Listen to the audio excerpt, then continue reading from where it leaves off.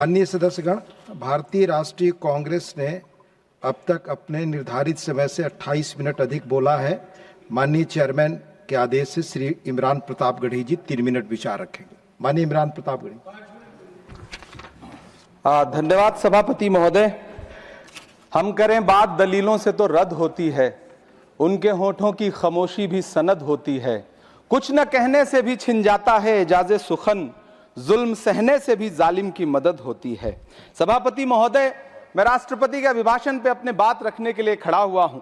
उस दिन देश की संसद के गलियारों में सरकार की तारीफ करती हुई महामहिम की आवाज गूंज रही थी, तो उधर मेरे कानों में हसदेव के जंगलों में आदिवासियों को जिंदगी देने वाले पेड़ों पर चलती हुई कुल्हाड़ी की आवाज गूंज रही थी।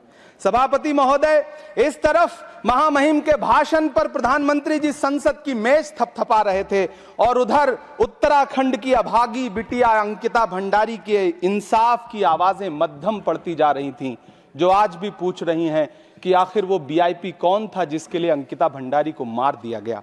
सभापति महोदय, इधर महामहिम सामाजिक न्याय की बात कर रही थीं और उधर उत्तराखंड के कोटद्वार में नफरती लोगों के खिलाफ एक बुजुर्ग को बचाने के लिए खड़ा हुआ दीपक, जो मोहब्बतों की रोशनी लेके खड़ा हुआ था, उसके खिलाफ कोटद्वार की पुलिस गंभीर धाराओं में एफआईआर दर्ज कर रही थी। और वो भी उस दिन हो रहा था जब उत्तराखंड के मुख्यमंत्री कोटद्वार में मौजूद थे।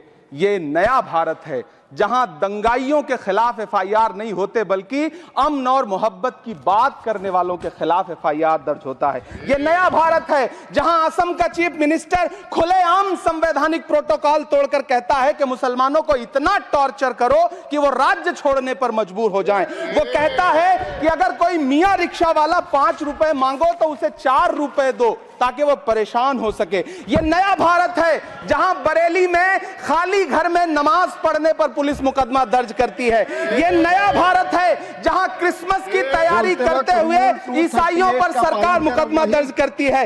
यह नया भारत है जहां जम्मू कश्मीर में नीट का एग्जाम क्वालिफाई करने वाले 50 बच्चों में अगर 42 मुसलमान होते हैं तो फिर मेडिकल कॉलेज की मान्यता ही रद्द होती है और जश्न मनाया जाता है। महामहिम राष्ट्रपति का भाषण में सुन रहा था। सर, यह नया भारत है जहां मध्य प्रदेश के बैतूल में बच्चों के स्कूल बनवा रहे मोहम्मद नईम का घर स्कूल इसलिए तुड़वा दिया जाता है क्योंकि वो स्कूल बनवा रहे थे। ये नया भारत है जहां कोर्ट का स्टे होने के बावजूद बनारस की दाल मंडी में सैकड़ों दुकानें तोड़ी जा रही हैं क्योंकि रास्ता चौड़ा करना है।